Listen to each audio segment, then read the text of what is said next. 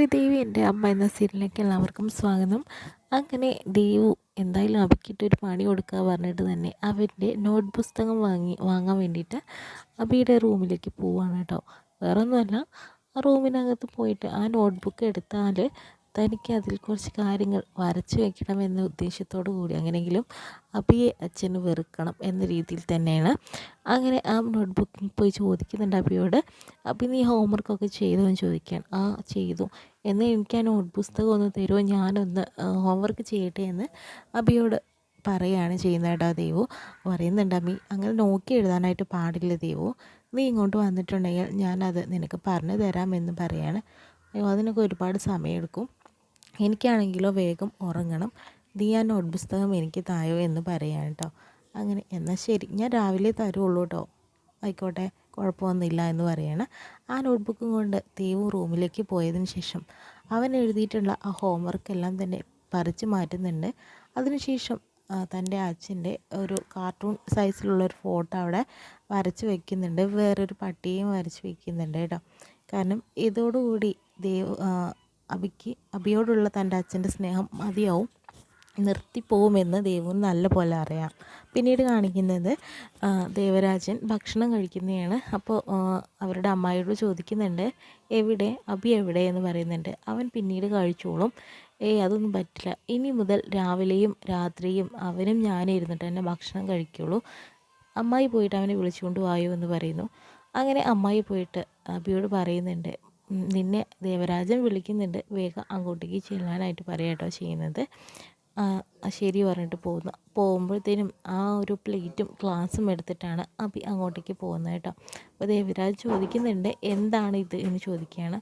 ഇതിനാണ് മാഷെ ഞാൻ ഭക്ഷണം കഴിച്ചുകൊണ്ടിരിക്കുന്നത്. അപ്പോഴത്തേനും ദേവരാജന് ഒരുപാട് ദേഷ്യം വരുന്നുണ്ട്, ആ പ്ലേറ്റും ഗ്ലാസും എടുത്തുകൊണ്ട് വലിച്ചെറിയുന്നുണ്ട് കേട്ടോ. എന്താ അമ്മായി ഇത്, ഞാൻ നിങ്ങളെ ഏൽപ്പിച്ചത് ഇവനെ നന്നായിട്ട് നോക്കുമെന്ന് പറഞ്ഞിട്ടല്ലേ, പക്ഷെ നിങ്ങൾ ഇവനെ എങ്ങനെയാണ് ഇവിടെ ഭക്ഷണം കൊടുക്കുന്നത്, അത് ശരിയല്ല, ഇനി മുതൽ ഒരിക്കലും ഇങ്ങനെ ചെയ്യരുത്, നീ ഇവിടെ ഇരിക്കുക അബി. വേണ്ട മാഷേ, ഞാനിവിടെ നിന്നോളാം, ഈ പ്ലേറ്റിലാണെങ്കിലും അമ്മമ്മ എനിക്ക് നല്ല ഭക്ഷണം തന്നെയാണ് തന്നുകൊണ്ടിരുന്നത് എന്ന് പറയുകയാണ്. പക്ഷെ പറഞ്ഞിട്ട് കാര്യമില്ല, നീ എന്തായാലും ഇവിടെ ഇരിക്കുക എന്ന് പറയുന്നുണ്ട്. അങ്ങനെ മാഷിനെ വിളമ്പി വെച്ച് പ്ലേറ്റിനകത്ത് ഇരുന്നിട്ട് ഭക്ഷണം കഴിക്കുകയാട്ടോ ചെയ്യുന്നത് അബി. പിന്നീട് കാണിക്കുന്നത് സ്കൂളാണ്. സ്കൂളെന്ന് വെച്ചിട്ടുണ്ടെങ്കിൽ ഹോംവർക്ക് ചെയ്ത പുസ്തകങ്ങളെല്ലാം തന്നെ ഇവിടെ വെക്കാനായിട്ട് ദേവരാജ മാഷ് കുട്ടികളോട് പറയുന്നുണ്ട്. അങ്ങനെ എല്ലാവരും ബുക്ക് വയ്ക്കുന്ന സമയത്ത് തന്നെ അബിയുടെ ബുക്ക് എടുത്തിട്ട് ഹോംവർക്ക് ചെയ്ത് നോക്കുമ്പോഴത്തേനും അതിൽ തൻ്റെ പടം കാർട്ടൂൺ രീതിയിൽ വരച്ചു വെച്ചിരിക്കുകയാണ്. എന്താ അബി ഇങ്ങോട്ട് വായോ, എന്താണിത്, എന്നെ നീ കളിയാക്കുകയാണോ, നിന്നെ ഞാൻ നന്നായിട്ടല്ലേ നോക്കിയത്, നിനക്ക് വേണ്ട സൗകര്യങ്ങളും പഠിക്കാനുള്ള സൗകര്യം എല്ലാം ഞാൻ ചെയ്തു തന്നിട്ടും നീ എന്നെ കളിക്കാനായിട്ടാണ് നോക്കുന്നത്, എൻ്റെ തലയിൽ കയറി നിരങ്ങാനൊന്നും നീ ആയിട്ടില്ല, നീ എല്ലാത്തിലും ഫസ്റ്റാണെന്ന് വിചാരിച്ചിട്ട് മര്യാദ വേണ്ടേ എന്ന് പറയുന്നു. ഇതെല്ലാം കേട്ടുകൊണ്ട് അബിക്ക് ചീത്ത കേട്ടുകൊണ്ട് തന്നെ ദേവു നന്നായിട്ട് ചിരിക്കുന്നുണ്ട്. അങ്ങനെ കുട്ടികൾ പറയുന്നുണ്ട്, മാഷിൻ്റെ പെറ്റായത് കൊണ്ടാണോ അവനെ വെറുതെ വിടുന്നത്, ഞങ്ങളൊക്കെ ആണെങ്കിൽ മാഷ് തല്ലുമായിരുന്നല്ലോ, എന്നാൽ അവനെ മാത്രം തല്ലിക്കൂടെ എന്ന് പറയുകയാണ്. അങ്ങനെ അബിക്ക് തല്ലി കൊടുക്കുന്നുണ്ട് മാഷിക്ക്, മാഷാകെ വിഷമിക്കുന്നുണ്ട്. പിന്നീട് കാണിക്കുന്നത് അച്ചമ്മയെ എന്ന് ഓടിക്കൊണ്ട് വിളിച്ചുകൊണ്ട് വരുന്ന ദേവുവിനെയാണ്. വട്ടം കറങ്ങുന്നുണ്ട്. നിനക്കെന്താ ഇത്ര സന്തോഷം ദേവു എന്ന് ചോദിക്കുക കേട്ടോ.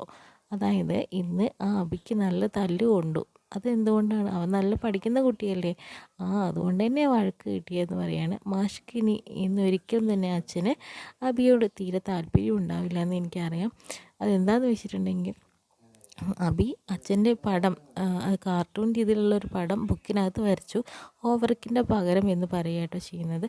അത് നീയല്ലേ ചെയ്തത്, നീ എന്തിനാണ് അബിയെ കുറ്റപ്പെടുത്തിയിട്ടല്ലേ നീ ചെയ്തുകൊണ്ടിരിക്കുന്നത് ദേവു എന്ന് പറയുന്നത്. ഇതെല്ലാം കേട്ടുകൊണ്ട് തന്നെ ദേവരാജൻ അവിടെ നിൽക്കുകയാണ്.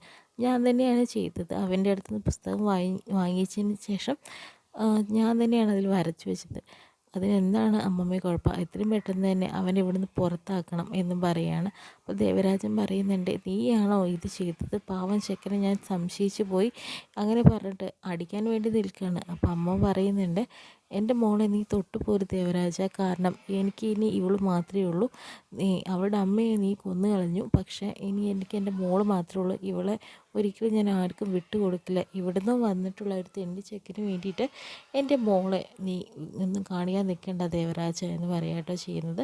പിന്നീട് മാഷ്ക്ക് ഭയങ്കര വിഷമമുണ്ട്. അബിയുടെ റൂമിലേക്ക് പോകുമ്പോൾ നിറയെ ട്രോഫികളൊക്കെ നോക്കി തൻ്റെ കുട്ടി നന്നായി പഠിക്കുന്ന കാര്യം മാഷിങ്ങനെ ആലോചിക്കുകയാണുണ്ടോ ചെയ്യുന്നത്. അവൻ വന്നതോടുകൂടി സ്കൂളിന് വലിയൊരു അഭിമാനം തന്നെയാണുള്ളത്. അങ്ങനെ നിൽക്കുന്ന സമയം തന്നെയാണ് അബി അവിടെ ഡ്രസ്സൊക്കെ അലക്കി ചെയ്ത് തോരയിടാൻ വേണ്ടി വന്ന് നിൽക്കുകയാണ് ചെയ്യുന്നത്. എന്നിട്ട് മാഷ് പറയുന്നുണ്ട്, ഞാനും സഹായിക്കാം അബി നിന്നെ പറയുന്നു. മാഷ് എന്താ ഇങ്ങനെ, വേണ്ട ഞാൻ തന്നെ ചെയ്തോളാം, നിന്നോട് എങ്ങനെയാണ് ഞാൻ മാപ്പ് പറയേണ്ട മോനെ, ദൈവമാണത് ചെയ്തതെന്ന് ഞാൻ ഇപ്പോഴാണ് അറിഞ്ഞത്, എന്നോട് ക്ഷമിക്കുക നീ എന്ന് പറയുമ്പോഴത്തേനെ അബി മാഷിൻ്റെ കാലിൽ വീഴുന്നുണ്ട്. എന്നിട്ട് കെട്ടിപ്പിടിക്കുന്നുണ്ട്. മാഷാണ് എനിക്കൊരു പുതിയ ജീവിതം തന്നത്, മാഷെ ഞാൻ വെറുക്കും മാഷെ എന്ന് പറയുന്നത്. അങ്ങനെ മാഷിക്കും അബിക്കും ഭയങ്കര വിഷമാവുന്നുണ്ട്. എന്ന് കെട്ടിപ്പിടിച്ച് കരയുന്നുണ്ട്. പിന്നീട് ഗായത്രിയാണ് കാണിക്കുന്നത് കേട്ടോ. ഗായത്രിക്ക് ഒരു പോസ്റ്റ്മാൻ ലെറ്റർ കൊണ്ട് കൊടുക്കുന്നത്, അത് മറ്റാരുടെയല്ല അബിയുടെ തന്നെയാണ്. അത് വായിച്ചുകൊണ്ടിരിക്കുകയാണ് ഗായത്രി. എന്നിട്ട് പറയുന്നുണ്ട്, അബി പറയുന്നുണ്ട്, എൻ്റെ ബർത്ത്ഡേ ആണ് അമ്മ ഇല്ലാതെ ആദ്യത്തെ ബർത്ത്ഡേ ആണിത്, എനിക്ക് സങ്കടമുണ്ട്, എന്നാലും ഞാൻ പഠിച്ച് വലിയ രീതിയിലാകുമ്പോൾ അമ്മയെ കൂട്ടിക്കൊണ്ട് വരാം എന്ന് പറയട്ടോ ചെയ്യുന്നത്. എന്തായാലും അമ്മ അതുവരെ സഹിച്ചു നിൽക്കണം എന്നും പറയുന്നുണ്ട്. അമ്മ പറഞ്ഞതുപോലെ തന്നെ നിറയെ ട്രോഫികളുള്ളൊരു റൂം നമുക്കുണ്ടാവും എന്ന് പറയുകയാണ്. അമ്മ വിഷമിക്കരുത്, എത്രയും പെട്ടെന്ന് തന്നെ എല്ലാം നടക്കും എന്ന് പറയുന്നുണ്ട്. ഇങ്ങനെ ലെറ്റർ വായിച്ചുകൊണ്ടിരിക്കുന്നത് വസുത കാണുന്നുണ്ട്. ആ വസുത വേഗം കയ്യിൽ നിന്ന് ലെറ്റർ വാങ്ങിയെടുക്കുന്നുണ്ട്. എന്നിട്ട് പറയുന്നുണ്ട്, ഓ നീയല്ലേ പറഞ്ഞ നിൻ്റെ മകനെ കാണാതായെന്ന്, നീ ഒളിപ്പിച്ച് താമസിപ്പിച്ചിട്ട് നിനക്ക് ലെറ്റർ അയക്കുന്നുണ്ടല്ലോ അവൻ, നീ എന്താ ഞങ്ങളെ പറ്റിക്കാനായിട്ട് നിൽക്കുവാണോ? ഇത് എനിക്കറിയില്ല അവൻ എവിടെയാണെന്നുള്ളത്. അമ്മയും മകനും കൂടി ഞങ്ങളെ പറ്റിക്കുകയാണ്. ഇപ്പോൾ കുറ്റക്കാർ ഞങ്ങൾ രണ്ടുപേരാണല്ലോ, ഞങ്ങളെ എങ്ങനെ കാണിക്കാൻ വേണ്ടിയിട്ടാണല്ലോ നിങ്ങളൊക്കെ ഇങ്ങനെ ചെയ്യുന്നത്. എന്തായാലും നീ അനുഭവിക്കാൻ പോകുന്നുള്ളൂ ഗായത്രി എന്ന് പറയുന്നുണ്ട്. ഗായത്രി ചോദിക്കുന്നുണ്ട്, വസുദേ ഞാൻ നിന്നെ എന്താണ് ചെയ്തത് നീ എന്നെ ഉപദ്രവിക്കാൻ? നീ കണ്ടോ ഞാൻ എന്താ ചെയ്യാൻ പോകണോ എന്ന് പറഞ്ഞിട്ട് പോകുന്നു. അങ്ങനെ പിന്നീട് ജയറാമേട്ടനെ കാണിച്ചു കൊടുക്കാട്ടോ. ഈ ലെറ്റർ അബി അയച്ചതാണ് ഗായത്രിക്ക്. അവൾക്കറിയാം അവൻ എവിടെയുണ്ടെന്നുള്ളത്, പക്ഷേ നമ്മളോട് ആരോടും പറയില്ല ജയറാമേട്ട.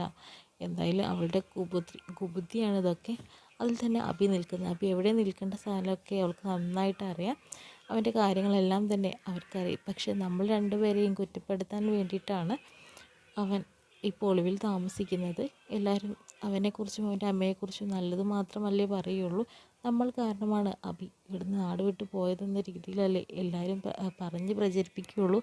അതിന് വേണ്ടിയിട്ട് തന്നെയാണ് അബി ഇങ്ങനെയൊക്കെ ചെയ്യുന്നത്. ഇതിന് നേതൃത്വം കുറിക്കുന്നതും മറ്റു ആരുമല്ല ഗായത്രി തന്നെയാണ്.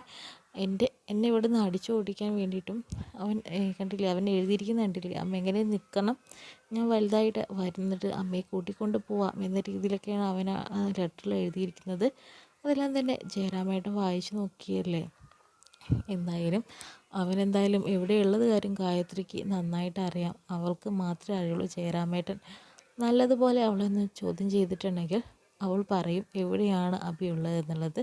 അപ്പോൾ നമുക്ക് എന്നെ പിടിച്ചുകൊണ്ട് വരാമെന്ന് വസുധ ജയറാമേട്ടനോട് പറയുന്നതായിട്ടാണ് കേട്ടോ ഇന്നത്തെ എപ്പിസോഡിൽ കാണിക്കുന്നത്.